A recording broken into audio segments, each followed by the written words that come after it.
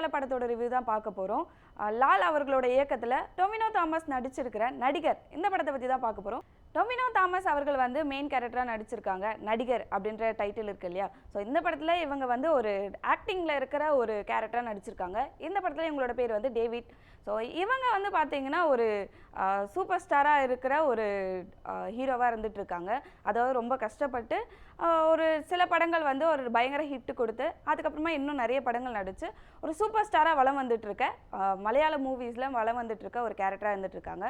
அதுக்கப்புறமா இவங்க நிறைய படங்கள் பண்ண வந்து பார்த்திங்கன்னா கொஞ்சம் இவங்களுக்குள்ளே வந்து ஒரு ஹெட்வெயிட்டாக மாறிடுறாங்க. ப்ளஸ் வந்து ரொம்பவே ஈகோ மிகுந்த ஒரு ஆளாக மாறிடுறாங்கன்றதால அதிகமாக அதுக்கடுத்து வர படங்கள் எதுவுமே வந்து சரியாக ஆக்ட் பண்ணுறதில்ல. அவங்களோட ஆக்டிங் ஸ்கில்லும் வந்து கொஞ்சம் குறைஞ்ச மாதிரி இருக்குது. கொஞ்சம் இல்லை, அதிகமே குறைஞ்ச மாதிரி காட்டியிருக்காங்க. அடுத்ததாக இவங்க ஆக்டிங் ஸ்கில்லை இம்ப்ரூவ் பண்ணுறதுக்காக என்ன மாதிரியான விஷயங்கள்லாம் பண்ணுறாங்க, அடுத்ததாக பழையபடி இவங்க வந்து நல்லா ஒரு ஆக்டிங்கை கொடுத்தாங்களா அப்படின்றது தான் இந்த படத்தோட கதை. இந்த படத்தில் டொவினோ தாமஸ் அவர்கள் வந்து ரொம்பவே அழகாக நடிச்சிருக்காங்க. ஒரு படம் பேஸ் பண்ணி போகிற ஒரு கதை, அதுவும் இல்லாமல் ஒரு நடிகர் சார்ந்து போகிற கதை அப்படின்றதால கொஞ்சமே வந்து பார்த்திங்கன்னா நிறைய பேர் யோசிப்பாங்க, இந்த கேரக்டர் பண்ணுமா. அதுவும் இல்லாமல் ரொம்ப நல்லா நடிக்கிற ஒரு கேரக்டர் அப்படின்னா பரவாயில்ல, ஆனால் இந்த படத்துலவே அதிகமாக வந்து தனக்கு வந்து நடிக்க வராது அப்படின்ற காட்டுற மாதிரியான ஒரு கேரக்டர் தான்.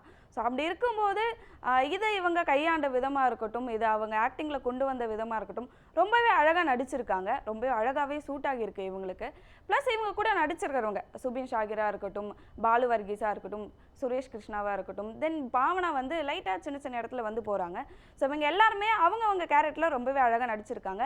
இதில் டொவினோ தாமஸ் அவர்களுக்கு அடுத்ததாக ஒரு மெயின் கேரக்டர் இல்லை பேரனே கூட சொல்லலாம். ஸோ அப்படி வந்த கேரக்டர் என்னன்னு பார்த்தீங்கன்னா சுபின் ஷாகிரா அவர்களோடு தான். ஸோ ஆக்டிங் சொல்லித்தர ஒரு மாஸ்டராக வர இவங்க எதை வச்சு அவங்களுக்கு வந்து ஆக்டிங் சொல்லித்தராங்க, இவங்க வந்து எது மூலமாக, ஏன்னா ஒரு ஸ்டூடெண்ட்டும் ஒரு மாதிரி இருப்பாங்க இல்லையா. ஸோ எப்படி இவங்க சொல்லித்தராங்க, அவங்க வந்து ரொம்ப ஈகோவாக இருக்கிறதா இருக்கட்டும், இவங்களை வந்து ஹர்ட் பண்ணுற விதமாக இருக்கட்டும், அதெல்லாம் எப்படி அவங்க கொண்டு போய் கடைசியில் அவங்களுக்கு நடிக்க சொல்லி தந்தாங்களா, எப்படி அவங்களுக்கு வந்து ஒரு பாடம் புகட்டினாங்க அப்படின்றது தான் இந்த படத்தோட கதையாக இருந்துட்டு இருக்கு. இதில் ஆக்டிங் அப்படின்னு பார்க்கும்போது வந்து பார்த்திங்கன்னா எல்லாருமே அவங்க கேரக்டர் நல்லாவே நடிச்சிருக்காங்க.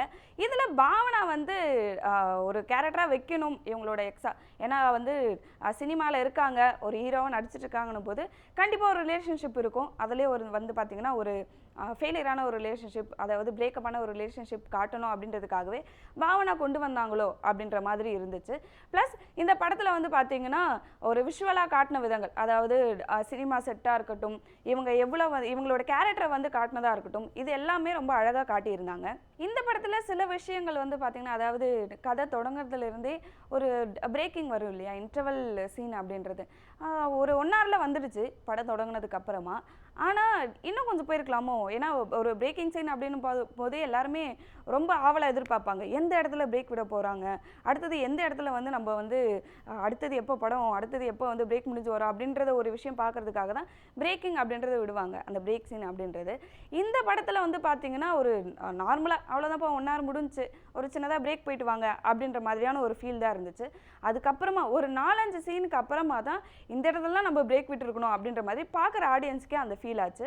அடுத்ததான் இந்த படத்தில் வந்து பார்த்திங்கன்னா எமோஷனாக கொண்டு போகிறதா இருக்கட்டும், இந்த படத்தில் நிறைய விஷயங்கள், அதாவது அந்த டேவிட் அவங்களோட கேரக்டரை காட்டுறதுலேயே வந்து பார்த்திங்கன்னா பாதி படம் முடிஞ்சு போச்சு. அவங்க வந்து சினிமாவில் எப்படி வந்து அவங்க நடிச்சிருக்காங்க, அவங்க ஃபேன்ஸ் எப்படி அவங்கள பார்க்குறாங்க, ப்ளஸ் இவங்க எப்படி வந்து கொஞ்சம் திமிரான ஆளாக எப்படி இருந்துகிட்டு இருக்காங்க அப்படின்றதா இருக்கட்டும், லைஃப்பை வந்து ஃபுல்லாக இவங்க என்ஜாய் பண்ணுறதுலேயே எப்படி அவங்க ஸ்பெண்ட் பண்ணுறாங்க அப்படின்றதுலேயே ஃபுல்லாக போயிடுச்சு. அதாவது கேரளாவில் இருக்கிறதா இருக்கட்டும், இங்கேருந்து பிரச்சனையானதால் துபாய்க்கு போகிறதா இருக்கட்டும், அங்கே போனதுக்கு அப்புறமாவே அவங்க ஃபுல்லாக என்ஜாய் பண்ணுற ஒரு விஷயமாக தான் இருந்துகிட்டு இருக்கு. லைட்டாக நடிக்க வந்திருக்கப்பா, உன்னோட ஆக்டிங்கில் வந்து சரியில்லைன்னு ஒருத்தவங்க சொல்லியிருக்காங்க, ஸோ அதை நீ என்ன பண்ணணும், அதை வச்சு தான் உன் லைஃபே நீ பார்த்துட்டு இருந்தனும் போது அதை ஒருத்தவங்க குறை சொல்லும் போது நீ அதை எப்படி ஃபீல் பண்ணியிருக்கணும், அதை எப்படி சரி பண்ண பார்க்கணுன்றது அவ்வளோ சீரியஸாக அது கொண்டு வரலையோ. யாரோ ஒருத்தவங்க சொல்லி தான் ஒரு ஆக்டராக இருந்துட்டு இருக்கவங்களே அது அப்புறமா தான் ஃபீல் ஆகுதோ அப்படின்ற மாதிரியான சின்ன ஃபீல் கொடுத்துச்சு. ப்ளஸ் இந்த படத்தில் வந்த எமோஷன்ஸாக இருக்கட்டும், அது எல்லாமே வந்து பார்த்திங்கன்னா கொண்டு போய் கடைசியில் கிளைமேக்ஸில் வச்சுருக்காங்க. ஸ்டார்டிங்கில் அதுக்கு உண்டான ஒரு லீட் கொடுப்பாங்க இல்லையா, அந்த டேரக்டர் வந்து திட்டுறதா இருக்கட்டும், அதனால் அவங்க ஃபீல் பண்ணுற விஷயமா இருக்கட்டும், அது எல்லாமே போக போக கிளைமேக்ஸில் கொடுத்துருக்காங்க. இது கொஞ்சம் முன்னாடியே காட்டியிருந்தா ஆடியன்ஸ் கூட இன்னும் கனெக்ட் ஆகி சீட்டில் இன்னும் உட்கார வைக்கிற ஒரு விஷயமா இருந்திருக்கும் அப்படின்றத ஒரு ஃபீல். இந்த படத்தில் எமோஷன்ஸை எங்கெங்கெல்லாம் ஒர்க் பண்ணியிருக்காங்க அப்படின்றத பார்த்துடலாம். ஸ்டார்டிங்கில் ஒரு கோபமான ஒரு எமோஷன்ஸாகவே போயிட்டு இருந்துச்சு. அதுக்கு அடுத்தது வந்து பார்த்திங்கன்னா கொஞ்சம் அவங்க வந்து ஒரு டவுட்டாக கொஞ்சம் யோசிக்கிற விஷயம், நமக்கு ஆக்டிங் வரலையோ அப்படின்ற மாதிரி போக தான் கூட இருக்கவங்க கூடயே அவங்க வந்து ஒரு ஃப்ரெண்ட்லியாக மூவ் பண்ண முடியல அப்படின்ற அந்த ஒரு சீனுக்கு அப்புறமா தான் கதையோட ஒரு வலிமையான ஒரு கனமான ஒரு விஷயம் நடக்குது அப்படின்னே சொல்லலாம். அதுக்கப்புறமா யாரெல்லாம் இவங்க ஹர்ட் பண்ணாங்களோ அவங்கெல்லாம் போய் பார்த்து அவங்க சமாதானப்படுத்துறதா இருக்கட்டும், அதுக்கப்புறமா இவங்க நம்ம ஆக்டிங்னா என்ன அப்படின்றது அந்த டேவிட்ன்ற கேரக்டர் புரிஞ்சுக்கிறதா இருக்கட்டும், இது எல்லாமே கிளைமேக்ஸுக்கு முன்னாடி, அதாவது செகண்ட் ஹாஃப்க்கு அப்புறமா ஒரு 4 சீனுக்கு அப்புறமா தான் இதெல்லாம் காட்டியிருக்காங்க. இது எமோஷன்ஸாக நல்லாவே ஒர்க் அவுட் ஆகிருக்கு. நிறைய பேருக்கு வந்து என்னதான் வந்து ஸ்டார்டிங்கில் கொஞ்சம் செட் ஆகலை, கொஞ்சம் கனெக்ட் ஆகலை அப்படின்னாலும் போக போக எமோஷனலாக ஒரு போட்டுட்டாங்க அப்படின்னே சொல்லலாம். ஹீரோக்கு ஒரு பாஸ்ட் இருக்குது அப்படின்றத வந்து எல்லா சீன்லையும் அடிக்கடி காட்டிகிட்டே இருக்காங்க. அவங்களுக்கு வந்து ஒரு மைண்டுக்குள்ளே கனவாக இருக்கட்டும், இல்லைனா வந்து மைண்டுக்குள்ளே ஒரு விஷயம் ஓடிட்டே இருக்குது அப்படின்றத, அது என்னடா அப்படின்றது பார்க்குற ஆடியன்ஸாக இருக்கட்டும், கூட இருக்கிறவங்களுக்குமே அந்த விஷயம் தெரியாமல் ஒரு மாதிரி இழுத்துட்டு போயிட்டே இருந்துச்சு. ஆனால் கடைசியில் ஹீரோக்கு என்ன தான் பிரச்சனை, எதனால் அவங்க வந்து எமோஷனலாக இப்படி இருக்காங்க அப்படின்றத கடைசி சீனில் காட்டினது வந்து ரொம்பவே நல்லா இருந்துச்சு. ப்ளஸ் இவங்க ஸ்டார்டிங்கில் சண்டை போட்ட அந்த பெரிய டேரக்டரோட படத்துலேயே அடுத்தது கிளைமேக்ஸில் நடிக்கும்போது அந்த விஷயத்தில் டொவினோ தாமஸ் வந்து நடித்தது ரொம்பவே நல்லா இருந்துச்சு. ஒரு சீனாக அந்த படத்தோட முழு ஒரு கனமான ஒரு விஷயத்தை வந்து அந்த சீனில் தான் வச்சுருந்தாங்க. ஒரு ஆக்டராக எல்லா விஷயமும் புரிஞ்சதுக்கு அப்புறமா ஆக்டிங்னா என்ன பண்ணால் நம்மளுக்கு வந்து ஆக்டிங் நல்லா வரும், அது நம்மளை விட்டு போகவே போகாது அப்படின்றத அந்த ஒரு சீனில் ரொம்பவே அழகாக காட்டியிருந்தாங்க. அதுலேயே ஹீரோக்கு என்ன மாதிரியான பிரச்சனைகள் இருக்குது, அது எப்படி சரியாச்சு அப்படின்றது ரொம்பவே சிறப்பாக காட்டியிருந்தாங்க. ஓவராலாக நடிகர் படம் ரொம்பவே எமோஷ்னலாக இருந்துச்சு.